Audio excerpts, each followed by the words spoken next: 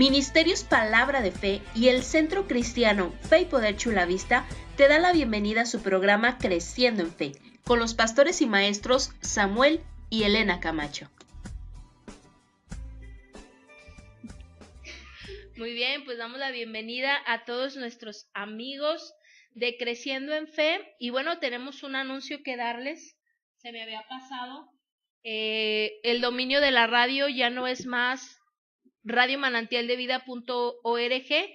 Cambiamos de dominio. Ahora somos www.radio-mdb.com. Está un poco más reducido. Es la misma radio y todo. Ahorita está en modificaciones la página web, pero a más tardar en esta semana, a lo largo de esta semana, va a quedar ya como tal para que puedan acceder ahí a escuchar la programación. Entonces, bueno, pues damos la bienvenida a nuestros amigos de www.radio-rmdb.com y a todos nuestros amigos de YouTube que nos escucharán de forma diferida.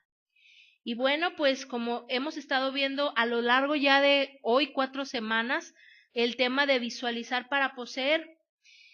Y este tema, mis hermanos, no sé si te has dado cuenta, ya te lo había dicho, que cuando el Señor quiere enseñarme algo, siempre me lo muestra y es bien repetitivo conmigo, porque así aprendo yo. O sea, yo aprendo el estar repitiendo y escuchando y escuchando y escuchando. Y Dios así trata conmigo. A lo mejor por eso trato así contigo, porque como Dios trata de esa forma conmigo, no todos aprendemos igual, no todos unos aprenden a la primera, pero recuerda que si tú eres de los que aprenden a la primera y escuchas que repito y repito y repito, recuerda que hay más gente, que no solamente están ustedes, está nuestra audiencia de YouTube, está nuestra audiencia de Creciendo en Fe, y hay más gente. Aún yo creo, mi hermano, que va a llegar el punto, a lo mejor ahorita no, pero va a llegar el punto en que los vecinos van a estar atentos a lo que se habla en este lugar. A lo mejor ya no vamos a estar aquí en este local. En el transcurso del año nos vamos a mover a nuestro local y ahí alrededor va a haber gente. Y antes de que nos movamos de este lugar, vas a ver fruto en las personas que están aquí alrededor. ¿Sabes por qué? Porque hay una unción en este lugar. Tú eres portador de la unción. Así lo dice la palabra en Lucas 4:18, que la unción está sobre ti. ¿Y sabes cuál unción? La misma unción que estaba operando en Jesús es la unción que está sobre ti. ¿Cuál era la unción que estaba operando en Jesús? Vamos a ver las obras de Jesús. Jesús resucitaba muertos. Tú puedes resucitar muertos. Jesús sanaba enfermos a distancia. Tú puedes hacerlo también. Jesús sanaba enfermos al imponerles las manos. Tú puedes hacerlo también. Jesús multiplicaba el alimento. Tú puedes hacerlo también. Jesús pagaba impuestos de dinero que sacaba de las barrigas de los pescados. Tú puedes hacerlo también. ¿Sabes por qué? Porque Él antes de ascender dijo: las obras que yo hago, ustedes las harán y aún mayores. ¿Y sabes por qué? Dijo que íbamos a hacer mayores cosas que Él, porque Él iba a estar en el trono y nos iba a mandar a un ayudador, al Espíritu de Dios.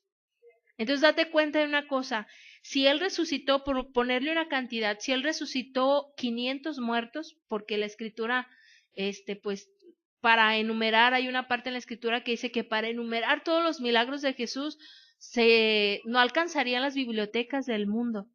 Entonces, si Él, pongámosle una cantidad, si Él resucitó 500 muertos, tú puedes resucitar 1000, pero hace falta que uses la unción que Dios te dio, porque toda la unción ya está en ti.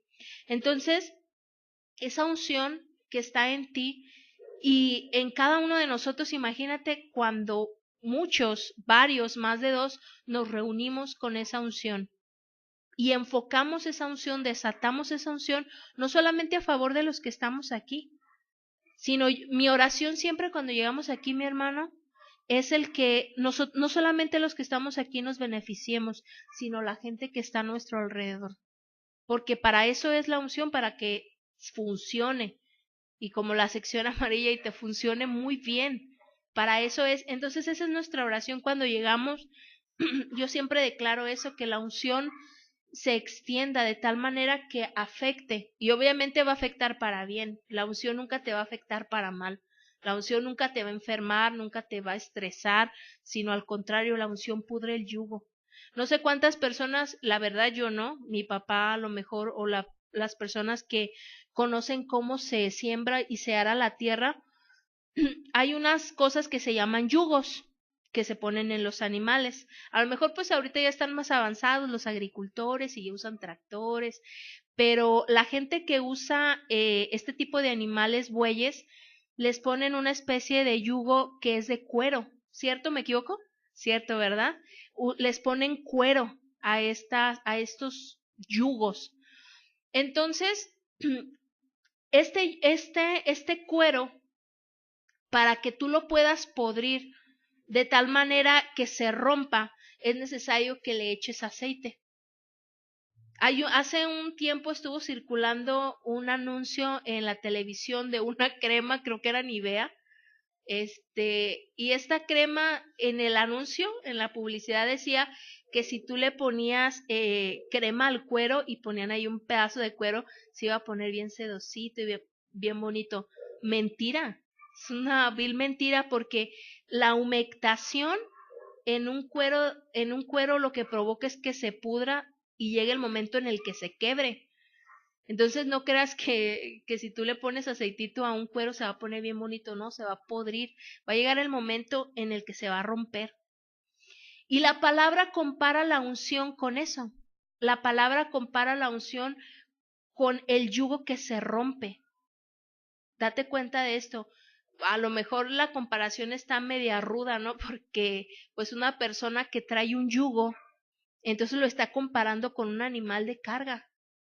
Porque eso es la persona para Satanás, no para Dios.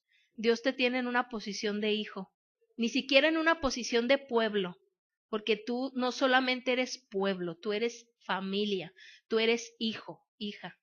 Entonces, para Satanás, para el mundo de las tinieblas, tú eres eso, eres un animal, la persona es un animal de carga, que lo usa para lo que le pega ahora sí que su perra gana a este animal, hablando de Satanás como animal. Entonces, la palabra compara la unción del Espíritu de Dios con ese aceite sobre el yugo, y dice que lo pudre, que lo rompe. O sea, no creas que le hace ahí unas cortadillas, no, sino que lo pudre, lo inutiliza. Si así se dice la palabra, de repente ya al momento de editar los videos me encuentro con que empecé a inventar palabras bien extrañas, pero lo hace inútil, inservible. Entonces esa unción, date cuenta, mi hermano, esa unción está sobre nosotros y no la ves, pero ahí está. ¿No te das cuenta cómo es? Hay una canción de Juan Carlos Alvarado, ¿es, pastor? La de que la unción está sobre mí. Y este hombre cantaba, no la entiendo, pero la tengo. Y es una mentira eso, ¿eh? Por eso hay que tener mucho cuidado con lo que cantamos. Esta persona cantaba hace varias décadas que él tenía la unción, que no la entendía, pero pues que de todos modos ahí la tenía. Pero nosotros sí entendemos la unción. No la podemos ver, no la podemos palpar muchas veces, pero tú sí debes de entender la unción, porque la unción, mi hermano, te va a sacar de muchos problemas. Y no solamente a ti, sino a la gente que está a tu alrededor. Y bueno, en sí no es el tema, no es mi tema la unción, pero yo sé que alguien se benefició de lo que el Señor me mostró. Muy bien, vete al libro de Colosenses, capítulo 1, versículo 13. Colosenses 1, 13. Ya lo sabemos, ¿verdad? Que fuimos trasladados de reino a reino, pero la fe viene por el oír. Así que Colosenses 1, versículo 13. Gracias, Señor, por las multitudes a las que estamos enseñando. Dice, el cual, si ya estás ahí, el cual nos ha librado de la potestad, ¿de qué? De las tinieblas, y nos ha trasladado al reino de su amado Hijo. Velo de esta manera, visualízalo. Estamos hablando acerca del visualizar y ahora te voy a enseñar cómo imaginar la palabra. Ese es el subtema, se podría decir, cómo imaginar la palabra. Visualiza estas imágenes que te voy a narrar. Dice, el cual nos ha librado. ¿Quién es ese cual? Pues Jesús te ha librado. A esa unción que depositó en ti, cortó, rompió, pudrió ese yugo de esclavitud que estaba sobre ti. Dice, te ha librado de la potestad de las tinieblas, del yugo, de la opresión. Y no solamente eso, dice que te trasladó al reino de su amado Hijo, al reino de Jesús, al reino de la luz. Tú fuiste trasladado de un reino a otro. Fuiste trasladado de un reino donde te tenían oprimido, cargado, enfermo, todo operando en maldición. Y fuiste trasladado, ¿sabes a dónde dice Efesios? Ahí al trono. No sé cuántos han meditado en esto y el meditar te lleva a imaginarlo. Perdón. El meditar, mi hermano, te lleva a imaginarlo, a visualizarlo. No sé cuántos han visualizado esta escritura en Efesios cuando dice que fuiste sentado en lugares celestiales. ¿Juntamente con quién? Con Cristo. ¿Dónde está Cristo? A la derecha del Padre. No sé si entiendes, lo voy a recalcar porque necesita esta revelación caerle a tu espíritu. No sé si has entendido el lugar que tiene Cristo en las jerarquías de autoridad. Cristo está sentado a la diestra del Padre. ¿Quién es el Padre? El Padre es la persona más poderosa del universo. No hay nadie como el Padre. Y Jesús está sentado a la diestra del Padre. Y tú estás sentado a la diestra de Jesús. No sé si te goza esto, a mí sí. ¿Sabes por qué? Porque estamos al mismo nivel de la deidad. Medita esto, piensa en esto. Visualízate sentado a la diestra de Jesús. El mismo nivel de autoridad, mi hermano. Obviamente sabemos que Dios es rey, nos rendimos, le damos nuestra adoración y nuestra alabanza porque le plació sentarnos en esos lugares, no por nosotros, no tu justicia, no mi justicia, por la justicia de Jesús, por gracia. Tú fuiste sentado en esos lugares, no lo merecías, por eso es gracia, no lo merecías, pero fuiste sentado. En el momento, mi hermano, que esa revelación caiga a tu espíritu, caiga a mi espíritu, tu vida va a cambiar. Vas a dejar de estarte sometiendo voluntariamente a las tinieblas. En ese momento que entiendas, vas a sanar. En ese momento que entiendas, tu familia va a cambiar. Pero en este momento tú lo ves. Yo sé que personas aquí todavía no lo entienden. Medítalo, necesitas meditarlo, y el meditar es imaginar. El meditar es traer a tu imaginación. Entonces, bueno, vete también al libro de Isaías. Estos dos versículos son nuestras piezas claves, la columna vertebral de esta enseñanza. Isaías 9, versículo 6.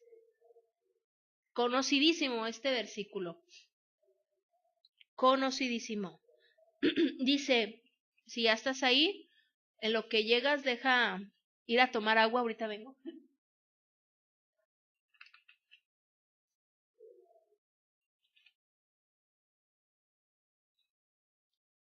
Ya regresé, ya estoy aquí.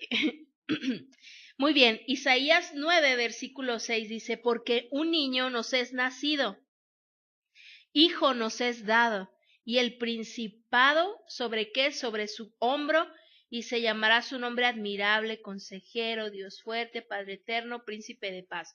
Por si a alguien le quedaba duda de que Jesús era Dios, ahí dice que será llamado Dios fuerte. Y bueno, veíamos en semanas anteriores, y es necesario que vuelva a tocar este punto, que esta es una profecía acerca de Jesús. Y habla, esta profecía en el versículo 7 habla de que lo dilatado de su imperio y la paz no tendrán límite sobre el trono de David y sobre su reino, disponiéndolo, confirmándolo en juicio, en justicia, desde ahora y para siempre. El celo de Jehová de los ejércitos hará esto. Date cuenta que el versículo 7 está dando las características del reino al que fuiste, en el que fuiste establecido, ¿cierto? Siempre tienes que tener presente, todo tiene características y el reino de los cielos no es la excepción.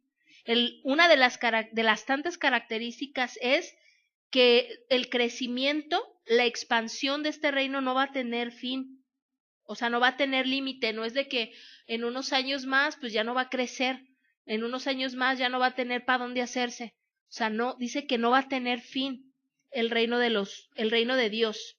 Amén. Y ese reino es el reino en el cual tú has sido trasladado. Amén. Muy bien. Bueno, yo te hablaba de Abraham y te voy a seguir hablando cerca de Abraham. Vimos la promesa que Abraham recibió.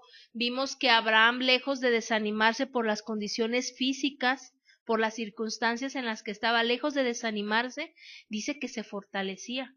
Yo quiero una fe así. De verdad, yo quiero que mi fe sea tan fuerte como la de mi padre Abraham, que está viendo las circunstancias y lejos de prestarle atención, enfoque toda su atención, su energía, su vida en darle gloria a Dios, porque de esa manera fue que su fe se fortaleció al grado que fue llamado en aquel tiempo amigo de Dios. ¿Qué dice Jesús? ¿Por qué me dicen amigos si no hacen lo que yo les digo?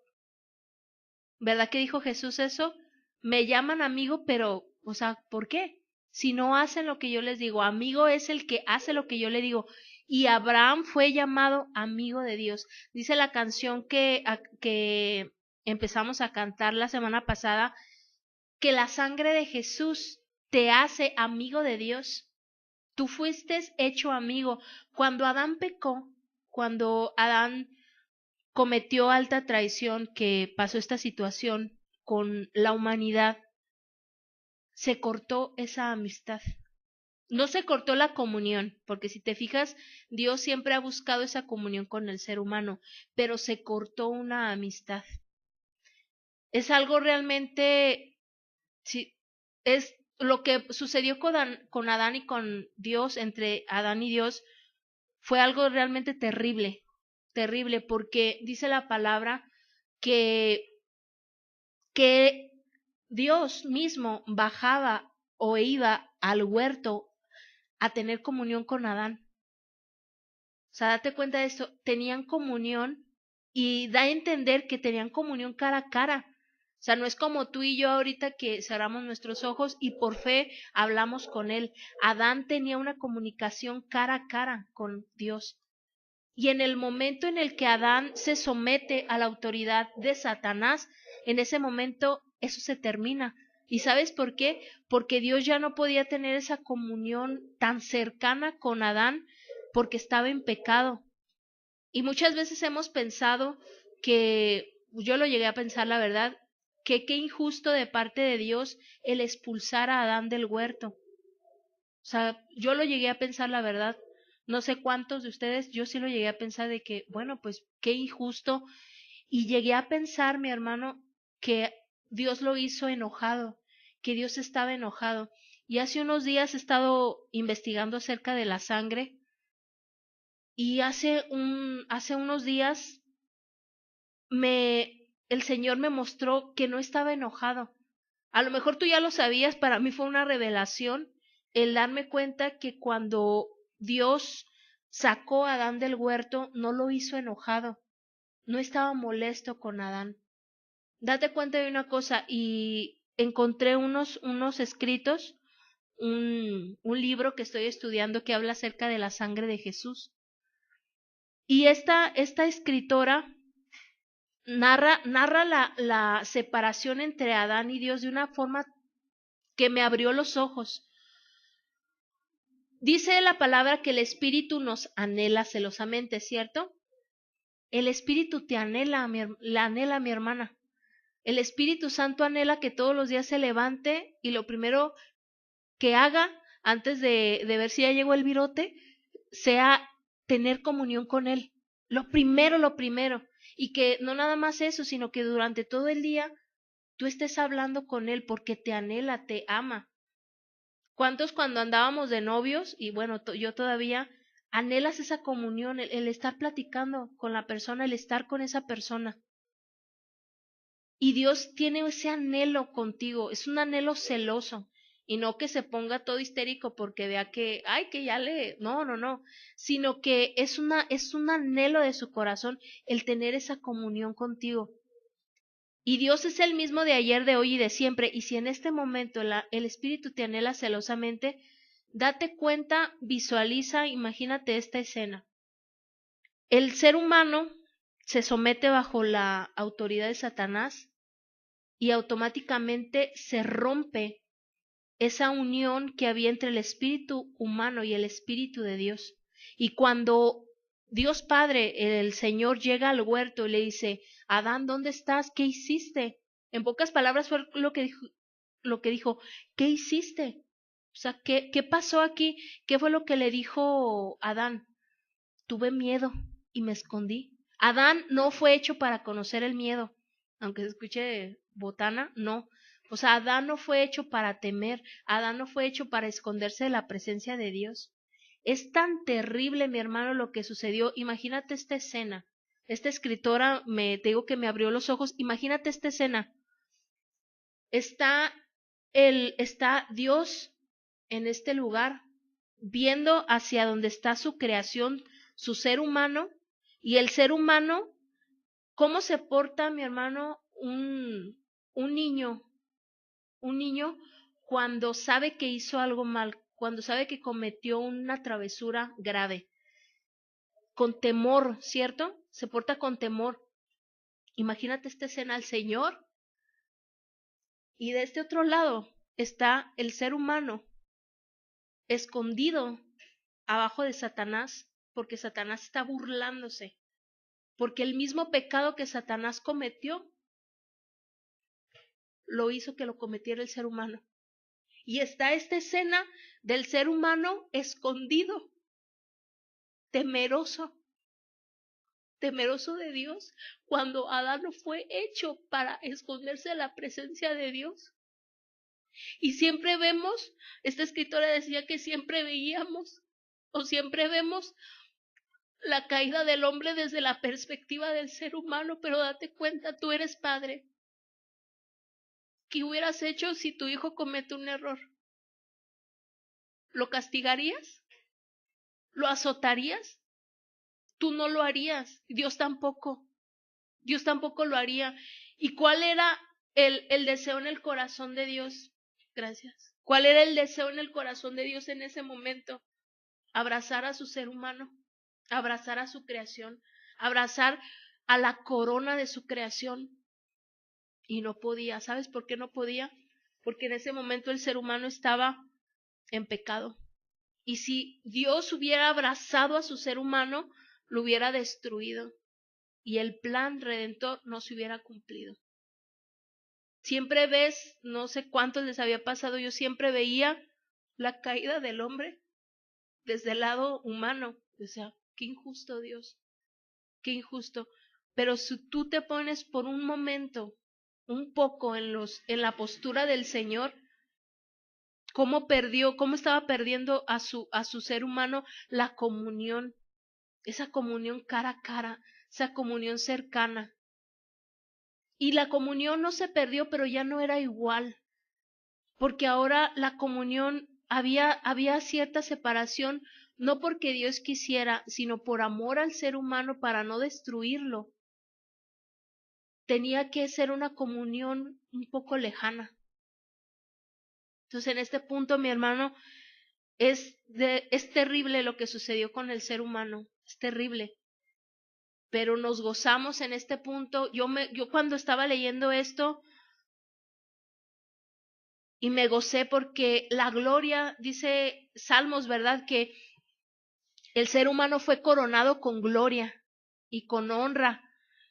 Y los ángeles estaban asombrados, date cuenta de eso, los ángeles estaban asombrados cuando Dios estaba creando el universo. Y luego dice que creó las estrellas y creó las aguas y creó esto y creó el otro. Y al final había una conversación por ahí en el tercer cielo donde decían que iban a crear al ser humano. Y te puedes imaginar a los ángeles, ¿qué es un ser humano? Y luego empiezan a dar los detalles. Ahora sí que el consejo directivo del cielo estaba dando los detalles de cómo iba a ser el ser humano a imagen y semejanza de Dios. ¿Te das cuenta de eso? Nunca en toda la creación había habido un ser, algo creado o alguien creado a la manera, a la imagen y a la semejanza de Dios. O sea, los ángeles no son a la semejanza de Dios. Los ángeles no. Pero el ser humano fue creado, fue hecho a imagen y a semejanza de Dios. Y luego todavía en Génesis 1:26 empieza a decir que las características que va a tener el ser humano. Una cosa gloriosa. Y dice Salmos que el ser humano fue coronado con gloria y con honra. Fue coronado. Tú fuiste coronado. Pero cuando Adán peca, cuando Adán falla, esa gloria se perdió. Ya en ese momento ya no estaba rodeado de gloria. Por eso le daba vergüenza su desnudez. Porque ¿sabes qué era? ¿Por qué no les daba vergüenza andar ahí todos bichis? Porque la gloria de Dios era su vestidura. Era la misma gloria de, no sé si entiendes tú lo que es la gloria de Dios, pero la gloria de Dios habla de protección, habla de abundancia, habla de poder. O sea, la gloria de Dios era lo que les vestía. Y estaban desnudos porque la gloria de Dios ya no estaba ahí. Es algo poderoso, es algo realmente, mi hermano, y créeme que estoy estudiando acerca de la sangre, estoy estudiando acerca de la gloria y estoy preparándome para compartirte esto. Y ahorita no es mi tema, pero tenía que tocar el tema de la caída para que tú entiendas, mi hermano, para que tú puedas entender la posición que tú tienes en la creación. Yo te dije en semanas, creo que fue la semana pasada, Dios ya no está creando. Dios ya no está creando, ya no creas que tiene una maquila en el cielo, una maquila donde hace animales y otra maquila donde hace humanos y otra maquila donde está haciendo plantas. O sea, que lo ves ahí todo afanado, el Señor levantándose bien temprano a hacer no sé, su pedido de 500 millones de humanos al día. No, tenemos un Dios tan sabio, tan precioso, mi Señor, que en el principio, cuando Él creó todo, creó esas cadenas genéticas, se le llama, pastor, esa línea genética, donde la genética se encarga de todo. ¿Te das cuenta? Qué sabio es tu Padre. Él ya no está haciendo ahorita, no está maquilando seres humanos, no, porque Él ya hizo la genética y la genética se encarga de todo lo demás. Entonces, en este punto es necesario que tú entiendas tu posición en la creación. Que si bien es cierto que Adán falló, Adán pecó, pero tenemos a un segundo Adán, a Jesús, que nos restauró, nos llevó nuevamente a ese lugar, a esas posiciones celestiales. O sea, que de estar sometidos, como dice Colosenses 1:3, salud, al estar sometidos bajo la tiranía de Satanás, de ese ser burlón asqueroso, ahora fuimos trasladados nuevamente al trono, fuimos trasladados a esos lugares celestiales y es necesario que tú lo entiendas y que lo estés perdón por la comparación, como las vacas. ¿Qué hacen las vacas? Comen, ¿verdad? Y tienen varios estómagos y todo el día están rumiando.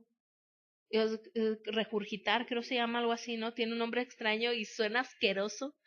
Pero las vacas es lo que hacen. Todo el tiempo las ves mascando porque de sus estómagos sacan la comida y la vuelven a mascar y luego sacan de otro estómago. Suena asquerosillo, ¿verdad? Sí, suena asquerosillo, pero si tú traes esta verdad a lo espiritual todo el tiempo, mi hermano, tú tienes que estar ¿cómo era la mascuzando? Eso, tienes que estar rumiando, vamos a ponerle rumiando la palabra todo el tiempo. He estado rumiando este tema de la sangre. Me impresionó Billy Brim, me impresionó y me desarrolló esa enseñanza un hambre por conocer de la sangre, por conocer de la gloria, y estoy investigando acerca de eso. Y créeme que le escucho, y le escucho, y le escucho, y le escucho, y el Señor siempre, como dice nuestro pastor Hughes, nos lleva a facetas de revelación. La revelación ya está ahí, nada más que tú eres el que no lo sabías y te lleva a esas facetas de revelación. Entonces estoy investigando y me estoy documentando acerca de la sangre de Jesús, obviamente, y de la gloria. Pero tú necesitas entender, mi hermano, cuál es tu posición en este reino del que habla Isaías 9:6. ¿Cuál es tu posición? ¿Cuál es tu función? ¿Qué te toca hacer a ti? Porque tú tienes una función en todo reino. Hay, ¿cómo se le llama? Hay funciones. Las personas del gabinete, si se le puede llamar así, tienen funciones. ¿Por qué? Porque el reino tiene que operar de cierta manera y tú tienes una función en el reino de Dios y tú tienes que conocerla. Tienes que conocer esa función. Entonces, yo te hablaba acerca de Abraham y yo te decía que si a Abraham le funcionó la fe, fue por dos factores. Fue por el siempre tener su mirada en la promesa de Dios. Y por el siempre estar dándole gloria a Dios. ¿Por qué no se te han manifestado cosas? ¿Por qué no se han manifestado más finanzas? ¿Por qué no se ha manifestado aquello en lo que tú le estás creyendo? Porque no lo has visualizado para empezar y porque te falta alabanza, te falta adoración. Yo te decía la semana pasada que aquello en lo cual tú fijes tu mirada, sea el problema o sea la solución, tú lo vas a acrecentar en tu vida. ¿Qué estás acrecentando? ¿Qué has acrecentado en tu vida? ¿El problema?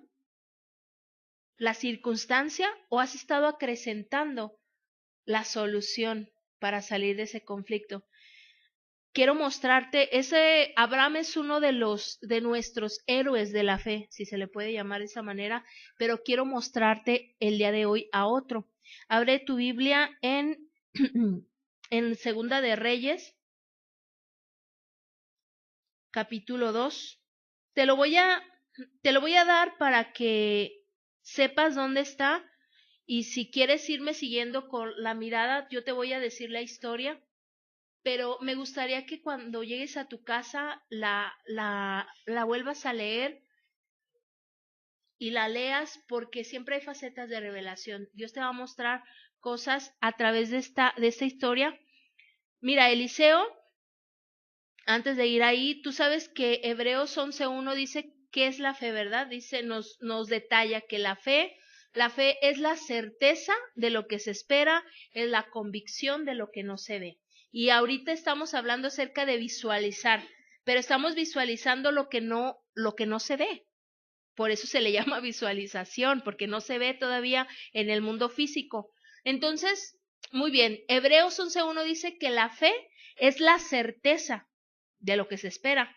Y la palabra certeza en el hebreo también se traduce como substancia y como confianza. Entonces, estamos viendo que si la palabra certeza se traduce como confianza, entonces, y como substancia, quiere decir que la fe es la confianza que provoca que las cosas tengan una substancia, y la substancia provoca que las cosas se materialicen. ¿Sí me estás entendiendo? La fe no es otra cosa sino que la confianza que provoca que las cosas se materialicen o tengan una substancia. Eso es lo que va a llevar tu fe, es lo que va a llevar a que se manifiesten las finanzas. Tu fe va a llevar a que se manifieste la salud, tu fe va a llevar a que se manifieste la paz, tu fe va a llevar a que se manifieste cualquier cosa que tú le estés creyendo. Entonces, bueno, te voy a narrar la historia de Elías y Eliseo. No sé cuántos ya habían escuchado acerca de Elías y de Eliseo.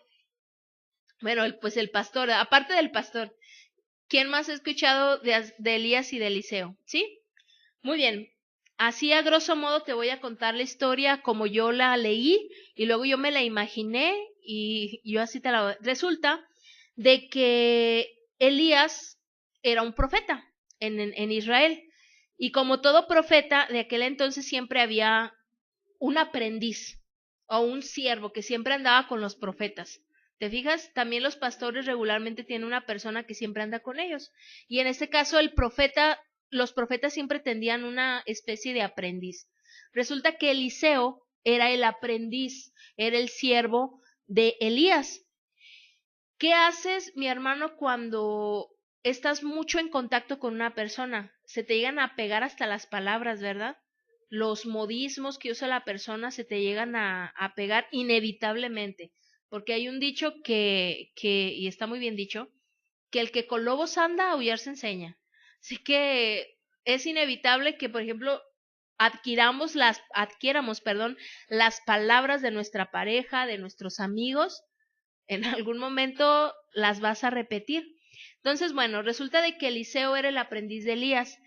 Y para no hacerte el cuento muy largo, resulta de que, mira, abro mi Biblia, porque tengo ahí unas notas que me gustaría darte acerca de Elías y acerca de Eliseo. Resulta, mi hermano, que está Elías y Eliseo están en Gilgal. No sé si se pronuncia así, pero en el 2:1 de Segunda de Reyes nos dice que estaban en Gilgal. Entonces, resulta de que le dice el jefe a Eliseo, ¿sabes qué, Eliseo? Quédate aquí porque el Señor me envió a Betel. Betel era otro lugar. Me envió a Betel, quédate aquí. Y le dice Eliseo, ¿sabes qué? No me voy a quedar aquí, voy a ir contigo y hazle como quieras. No me voy a quedar aquí. Entonces Elías, bueno, pues ya. Y ya se van los dos camino de Betel. Estaban en Gilgal y se fueron a Betel, ¿cierto? Entonces ya estando ahí, dice que le salieron al encuentro un grupo de profetas a Eliseo y le dijeron, Eliseo, ya sabes que el Señor va a quitarte a tu maestro el día de hoy. ¿Y qué le dice Eliseo? Sí, pero cállense, no diga nada. Entonces estaban ahí, quedamos que estaban en Betel, ¿cierto? Entonces se acerca Elías con Eliseo y le dice, ¿sabes qué, Eliseo? Quédate aquí porque el Señor me envió a Jericó. Entonces, bueno, estaban los profetas betelenses, no sé si así se les dice, pero estaban los profetas betelenses observando todo, ¿eh? Entonces se acerca Elías y le dice, ¿sabes qué? El Señor me envió a Jericó, así que quédate aquí. ¿Y sabes cuál fue la respuesta de Eliseo, perdón? No me voy a quedar aquí y hazle como quieras, me voy a ir contigo. Entonces resulta de que, vale, Elías, bueno, y ya van los dos monitos, van caminando hacia Jericó. Y dice aquí en el 5 que se acercó un grupo de, no sé si se llaman jericonitas, jericotenses, jericotayos pero se acerca un grupo de profetas y le vuelven a decir a Eliseo, ¿qué crees? El Señor va a quitarte a tu Señor el día de hoy. Acuérdate en este punto que Dios no está creando, Dios usa la boca del ser humano. Los profetas le estaban anunciando lo que iba a suceder a Eliseo. Entonces están ahí esos jericotenses y le dicen a Eliseo estas palabras y la respuesta de Eliseo es la misma que cuando estaban ¿en dónde estaban? En Betel. ¿Saben qué? Cállense. Ya lo sé, pero cállense. Entonces ya estaban ahí en Jericó y otra vez que le dice Elías a Eliseo, ¿sabes qué, Eliseo? Pues resulta que el Señor me envió al Jordán. Así que te voy a pedir de la manera más atenta que te quedes aquí, ahí nos vemos. Y le dice Eliseo, no, vive Jehová, vive tu alma, que no te voy a dejar. Entonces ahí como que ya se empieza a tornar la cosa, ¿qué es lo que quiere Eliseo? ¿Por qué no se quiere separar de Elías? ¿Qué es lo que está pasando? Entonces, en este punto, Elías, bueno, está bien, vámonos. Y ya se van los dos camino al Jordán.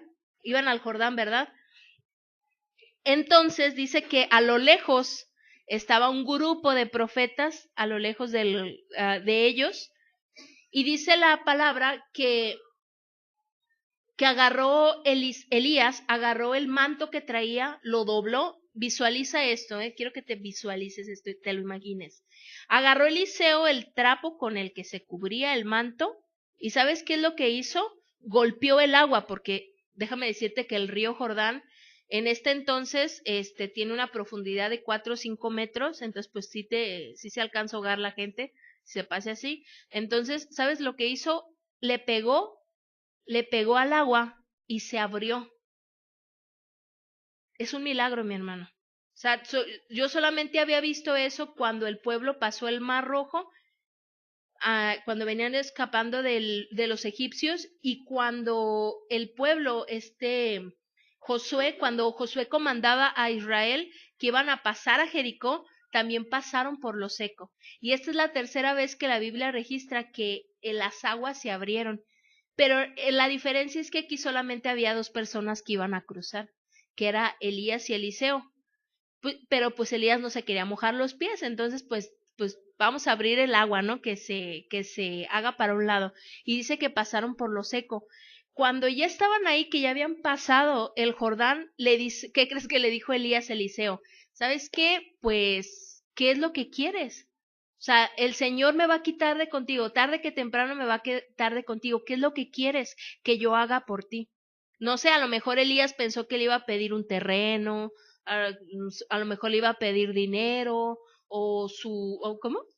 100 pesos, o sea, ¿tú sabes qué? Préstame 100 pesos antes de que el Señor te lleve de conmigo, Elías. Pero, ándale, ¿qué crees que es lo que le pide?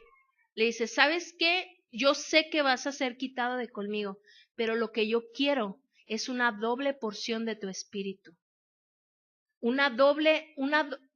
Dos veces en lo que tú estás operando. Porque déjame decirte que Elías, si tú ves la historia de Elías en el Primera y Segunda de Reyes, te vas a dar cuenta que era un profeta impresionante en las cosas que él se movía. Él le mandaba a la lluvia que no bajara y hubo sequía por años. Es un profeta impresionante. Entonces, lo que Eliseo le estaba pidiendo es que él quería hacer 2 veces más de lo que Elías había hecho. Y que, híjole, pues ya, le pide eso a Elías. Fue como que Elías pues esperaba a lo mejor que sí le pidiera 100 pesos o que le pidiera una propiedad, no sé. Y le dice Elías, ¿sabes qué? Pues sí está difícil lo que me pediste. Sí está difícil, pero si tú puedes verme cuando yo sea quitado de ti, entonces sí te va a ser hecho. Pero si no puedes verme cuando yo sea quitado de ti, entonces pues ni modo, no va a suceder. Vete, no que te vayas, sino que vete con la lectura. Al 2:10 dice, si me vieres, vamos al 9. Dice, cuando habían pasado, Elías dijo a Eliseo, pide lo que quieras que haga por ti antes de que yo sea quitado de ti. Y dijo Eliseo, te ruego que una doble porción de tu espíritu sea sobre mí. El 10, él dijo, cosa difícil has pedido.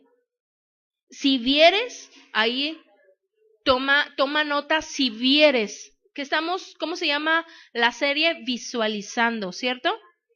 Y en el 10 le está diciendo, si vieres, cuando fuere quitado de ti, te será hecho, pero si no, no.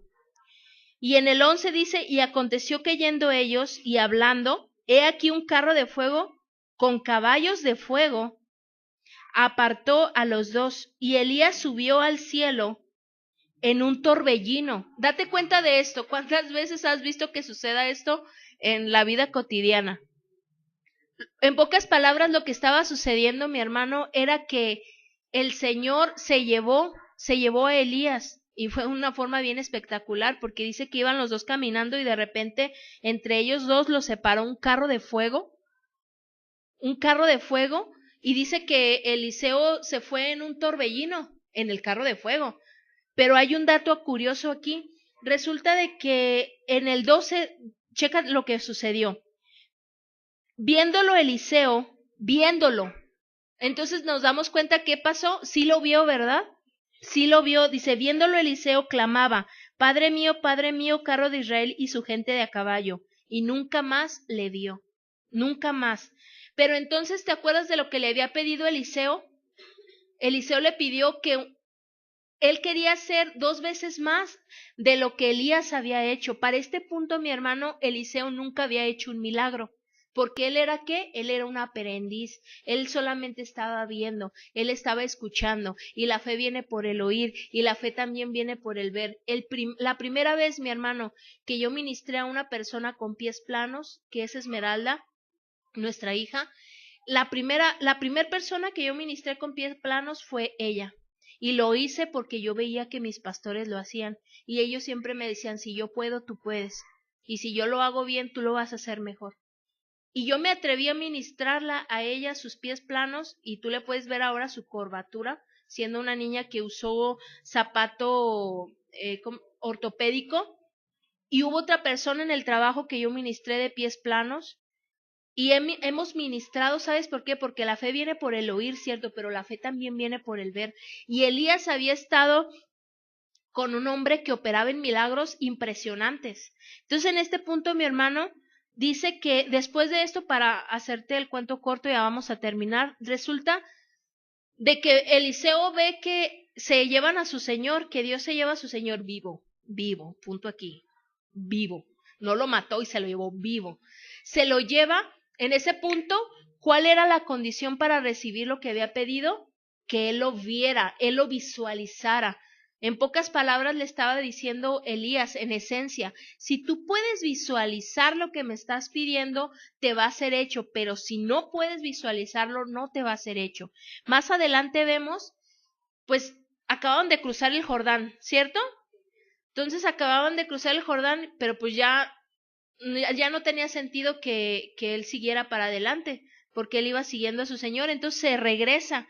Pero dice aquí la escritura que cuando le es quitado Elías, se le cae el manto con el que había abierto el mar. No sabemos si se le cayó cuando ya iba en el torbellino o si se le cayó cuando se iba a subir al carro, no sabemos, pero el caso es que se le cayó. Lo toma Eliseo, se regresa por donde venía, y lo primero que hace es lo dobla y hace lo mismo que hizo Elías. Golpea las aguas y se vuelven a abrir. Pero cuando él golpea las aguas, el clamor de él es, ¿dónde está el Dios de Elías? O sea, como diciendo, en pocas palabras, lo que Eliseo estaba diciendo era el cumplimiento de mi promesa. O sea, yo puse mi parte, ahora quiero el cumplimiento de mi promesa. Yo visualicé, ahora quiero el cumplimiento de mi promesa. Cuando Eliseo golpea el mar, ¿sabes qué sucede? Se abren las aguas. ¿Te acuerdas que había unas personas observando, un grupo de jericotenses, viendo a Eliseo y a Elías?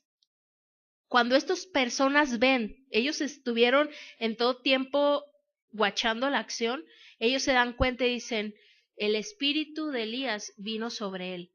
No quiere decir que estaba poseído. Cuando la Biblia habla de eso, no quiere decir que estaba poseído por el espíritu de Elías, sino que está diciendo que él tenía la misma actitud y él estaba operando en lo mismo que Elías.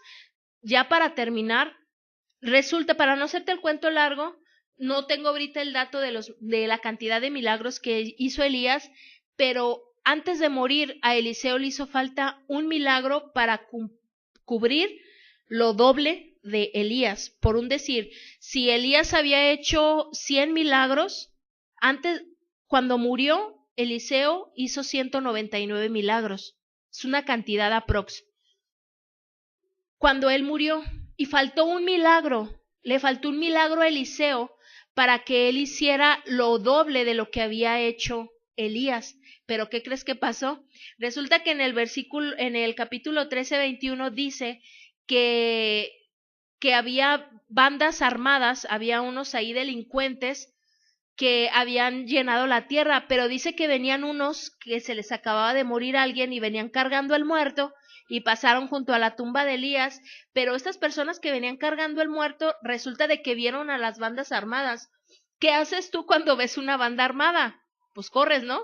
Pues al menos bueno, X. Pero el caso es de que estas personas corrieron, ¿no? Se escondieron. Pero al momento de que ellos iban a correr, ¿qué crees que pasó? Se les olvidó el cadáver. Y el cadáver cayó a la tumba de Elías. A la tumba de Eliseo, perdón. cayó a la tumba de Eliseo. ¿Y qué crees que sucedió cuando el cadáver tocó los huesos de Eliseo? Dice que revivió y se plantó sobre sus pies. El último milagro de Eliseo, muerto.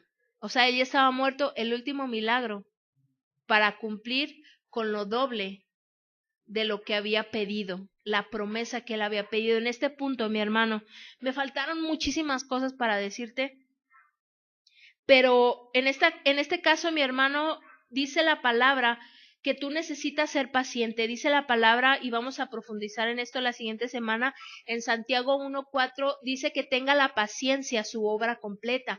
¿Qué es la paciencia, mi hermano? Es la perseverancia, es la constancia. Para cualquier cosa necesitas ser perseverante y constante. Y en las cosas de Dios no se diga más. ¿Por qué? Porque si vemos a Eliseo, que como cuchillito de palo fue constante. ¿Verdad que sí, Rosy? Aquí nuestra instructora aeróbica, ¿verdad que sí es cierto que cuando vienes así con una complexión bien gordita, así tipo yo, vienes y para adelgazar con una sesión ya tienes, ¿verdad que sí? Con una sesión y ya, o sea, ya quedas bien Barbie. No, ¿qué se necesita? Disciplina, constancia, ser perseverante. Imagínate, si te tomó 20 años llegar a esa condición física, ¿qué te dice o qué te hace pensar que en un día vas a tener y te vas a poner bien Barbie? Si te ha tomado años llegar a una condición de pobreza mental, ¿qué te hace pensar que con 2 enseñanzas ya vas a tener? Es constancia, tenga la fe, su obra terminada, completa, total. Bueno, me faltaron muchísimas cosas, mis hermanos, pero analiza la vida, esta historia que leímos.